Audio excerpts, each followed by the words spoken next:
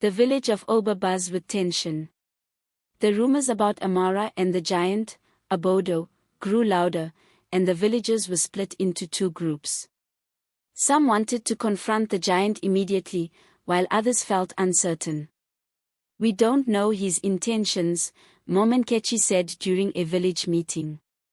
"We must act wisely." Meanwhile, Amara was determined to protect her new friend. She had to find a way to show the villagers that Obodo was not a monster. But how? The giant had saved no lives, planted no crops, and healed no wounds. He had only one friend, her. The next morning, Amara walked to the stream earlier than usual. The village was quiet, but she could feel eyes watching her as she left. She wasn't afraid. She knew the villagers' distrust was rooted in fear, and she was determined to change that. At the stream, Obodo was waiting. His usual smile was missing, replaced with a worried frown. "I heard them last night," he said as soon as Amara arrived. "The villagers. They are planning to come for me." Amara nodded. "Yes, but I won't let them hurt you. Obodo, you have to trust me." "What can you do, Amara? You're just one girl. I'm a giant. They will never see me as anything but a monster." Amara reached out and touched his enormous hand. "You are not a monster. You are my friend. I'll make them see that." Obodo looked at her, his eyes filled with gratitude. "Thank you, Amara. But if it comes to it, I will leave. I won't let you be hurt because of me." Back in the village, Uche stirred up more fear among the people. "What if the giant decides to attack us?" he said to a small group. "We can't wait. We have to act now." Nkechi, the village elder, raised her hand for silence. "We cannot attack blindly. What if the giant is not dangerous? We must send someone to talk to him." "No," Uche argued. "What if he eats the messenger?" The crowd murmured in agreement, their fear clouding their judgment. Nkechi sighed. "Then we must call a meeting tonight to decide." Amara overheard this as she passed by, her heart sinking. She knew the villagers wouldn't wait much longer. That evening, she went to Nkechi's hut and told her everything. "Nkechi, Obodo is not dangerous. I've spoken to him many times. He's kind and gentle." Nkechi looked shocked. "You've been meeting the giant? Amara, do you know how risky that is?" "I know," Amara replied. "But if you just meet him, you'll see he's not a threat." Nkechi hesitated. She trusted Amara, but the idea of meeting a giant filled her with dread. "Let me think about it," she said finally. The next day, Amara decided to bring Obodo closer to the village, just close enough for Nkechi to meet him but far enough to avoid the angry crowd. She led him to a hidden clearing near the edge of the forest. "Stay here," she told him. "I'll bring Nkechi to meet you. If she believes in you, the others will too." Obodo agreed, though his face was tense with worry. "Be careful, Amara. If anything happens to you, I'll never forgive myself." Amara returned to the village and convinced Nkechi to come with her. "Just meet him once," she pleaded. "If you still think he's dangerous, I won't ask again." Reluctantly, Nkechi agreed. Together, they walked to the clearing. As soon as Nkechi saw Obodo, she froze. He was even bigger than she had imagined. But instead of roaring or threatening, Obodo knelt down and spoke softly. "Thank you for coming, Nkechi. I mean no harm to your people." Nkechi stared at him, her fear slowly melting away as she listened to his gentle voice. You don't sound like a monster." "I'm not," Obodo said. "I only wish to live in peace.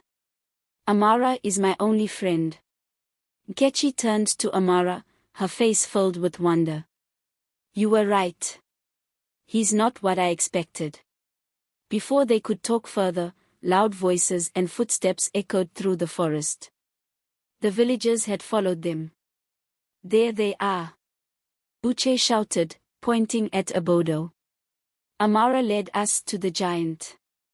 Amara and Kechi turned to see a group of villagers, some holding sticks and torches.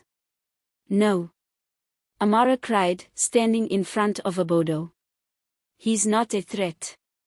Don't hurt him. The villagers hesitated, but Uche shouted again, he's dangerous.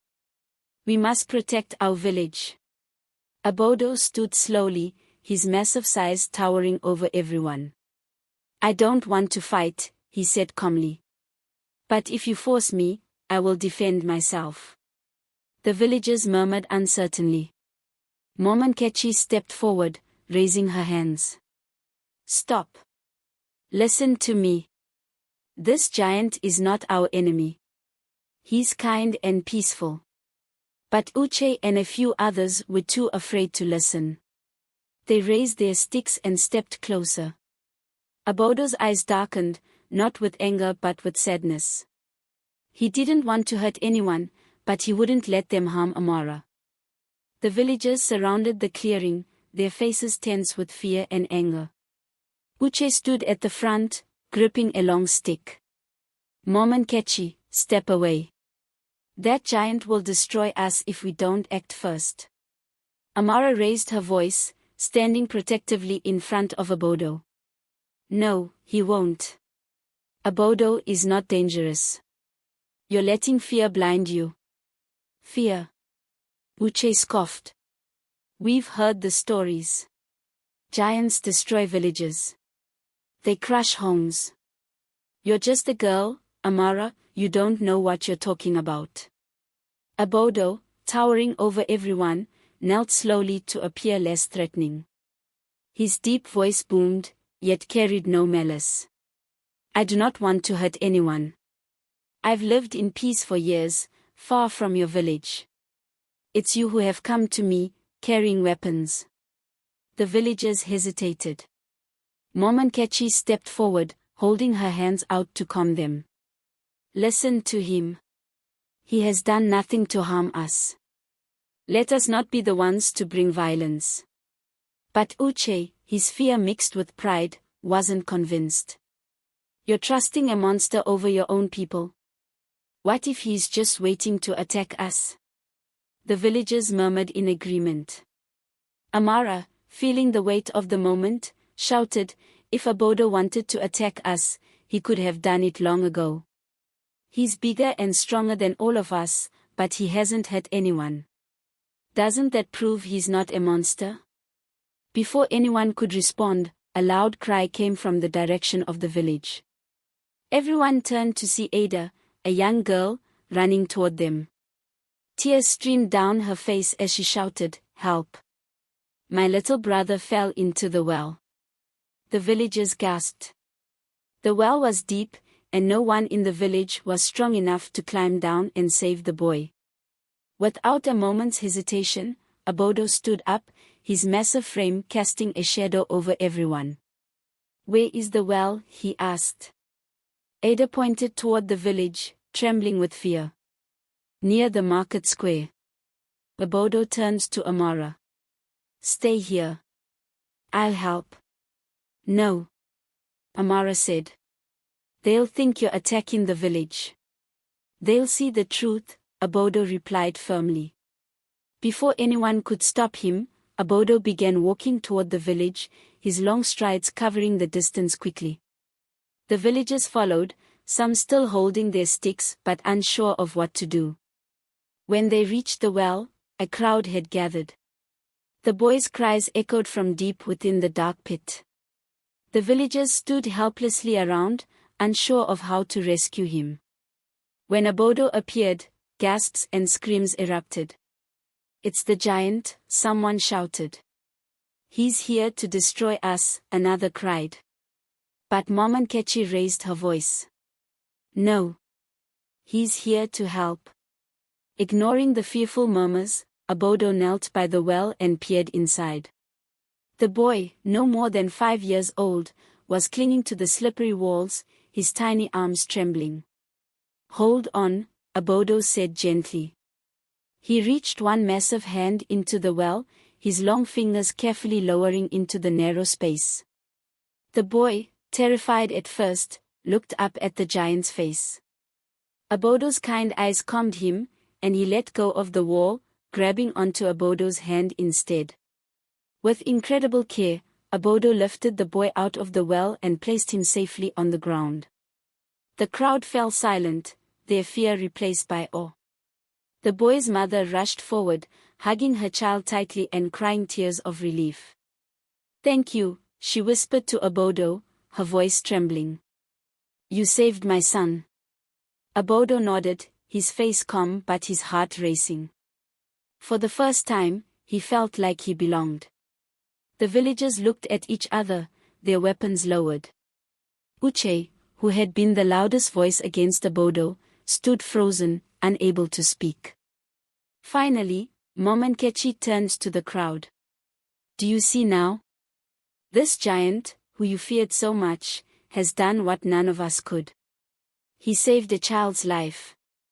The villagers murmured in agreement, their fear giving way to gratitude. One by one, they began to thank Obodo, though some still kept their distance. Uche stepped forward, his face pale. I didn't think you would help us. I was wrong." Obodo looked at him and smiled gently. "Fear can make us see things that aren't there. But I am not your enemy." Amara, standing beside Nkechi, felt a surge of pride. She had known from the beginning that Obodo wasn't a monster, and now the villagers were starting to see it too.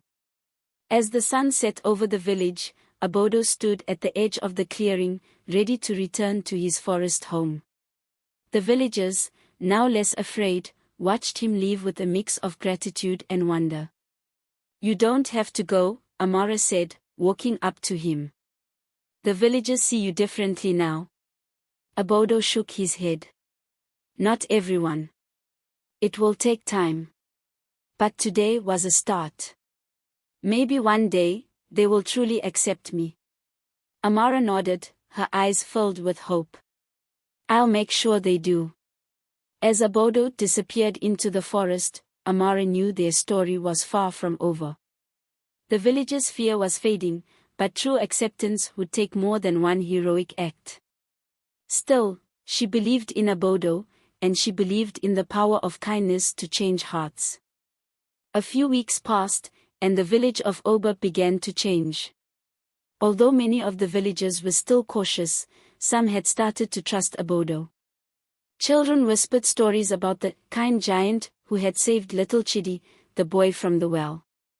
Even the elders spoke less harshly of him during their meetings. But not everyone was ready to accept Obodo. Uche, still ashamed of how he had acted, kept spreading rumors. "It's only a matter of time before he shows his true colors," Uche muttered to anyone who would listen. "Mark my words, giants can't be trusted." Amara, meanwhile, continued to visit Obodo in the forest. Their bond grew stronger, and she often brought him small gifts, a woven mat for him to sit on, fresh fruits from the market, and stories from the village. "They're starting to believe in you," she told him one day. "Soon, you won't have to live in hiding." "I hope you're right," Obodo replied, though doubt lingered in his voice. But people's fears don't disappear overnight. One evening, a heavy storm swept through the village. The rain poured relentlessly, and the wind howled like a wild animal. Amara sat by the fire in her family's hut, listening to the thunder rumble. She couldn't stop thinking about Obodo. Did he have shelter? Was he safe? Just as she was about to step outside, Nkechi rushed into the hut, drenched and shivering. "Amara! Come quickly. The river is overflowing." Amara grabbed her shawl and followed Nkechi to the edge of the village. The rain had caused the river to swell, and its raging waters threatened to sweep away the small bridge that connected Obodo to the farmlands. Worse, a few farmers were stranded on the other side, shouting for help. "What do we do?" one villager cried. "If the bridge collapses, they'll be trapped." "We can't cross," another said. "The water's too strong." Amara's heart raced. She knew only one person could save them. Without waiting for permission, she turned and ran into the forest, ignoring the villagers' shouts to stay back. Amara found Obodo sheltering under a rocky overhang. "Obodo," she called out, her voice barely audible over the storm. "The river is flooding, and people are trapped. We need your help." Obodo stood immediately, his concern evident. "Where?" "Follow me." Amara led him back to the village. When the villagers saw the giant approaching through the rain, some gasped in fear, while others simply watched in awe. Obodo didn't hesitate. He strode to the riverbank, his massive feet sinking into the muddy ground. The villagers watched as he waded into the raging waters, his powerful frame steady against the current. With one mighty hand, he grasped the collapsing bridge and held it steady. Then, with his other hand, he reached for the stranded farmers. One by one, Obodo lifted them to safety, his movements careful and precise. The villagers cheered as the last farmer was placed on solid ground. Obodo, drenched but unharmed, stepped back onto the riverbank. The crowd fell silent, their earlier doubts washed away by the storm. Nkechi stepped forward, her voice steady. "Obodo, you've saved our people not once, but twice. You are no monster. You are a friend." The villagers erupted in applause, their cheers echoing through the stormy night. Even Uche, though reluctant, muttered, "Maybe I was wrong about him." The next morning, the storm was gone, and the sun rose brightly over the village. The river had calmed, and the villagers gathered in the square to discuss what had happened. Nkechi stood before the crowd. "Obodo has proven himself to be kind and brave. He has risked his life to save ours. It is time we stop fearing him and welcome him as one of us." The villagers nodded in agreement, their fear finally replaced with gratitude. "Yes," one elder said. "He deserves a place here." Amara smiled as she watched Obodo approach the square, his massive frame carefully navigating the narrow paths. The villagers stepped aside, making room for him. For the first time, Obodo stood among them, not as a monster, but as a friend. "Thank you," Obodo said, his deep voice filled with emotion. "I never thought I could belong anywhere, but your kindness has given me hope." The villagers cheered, and Amara stepped forward, her smile radiant. "You've earned it, Obodo. This is your home now." From that day on, Obodo became a part of the village. He helped with tasks no one else could do, like repairing houses and clearing farmland. Children played near him without fear, and the elders sought his advice during meetings. Even Uche eventually apologized, though it took him a while to swallow his pride. Amara and Obodo remained close friends, their bond a symbol of trust and understanding. And though some visitors to the village still stared in disbelief at the giant among them, the people of Obodo knew the truth. Obodo wasn't a monster. He was proof that kindness and courage could conquer even the deepest fears. Moral lesson. The story of Obodo and Amara teaches us that we should not judge others based on fear or appearances. True friendship and courage can break down walls of misunderstanding and fear. When we take the time to know someone's heart, we might discover kindness that can inspire and unite us all. This tale reminds us that bravery isn't just about physical strength, it's about standing up for what's right, even when others don't understand. If you enjoyed this story, don't forget to like, share, and subscribe to Camtoon for more inspiring tales like this one. What did you learn from Obodo and Amara's story? Let us know in the comments below. Remember to hit the notification bell so you don't miss our next amazing story. See you soon, little legends.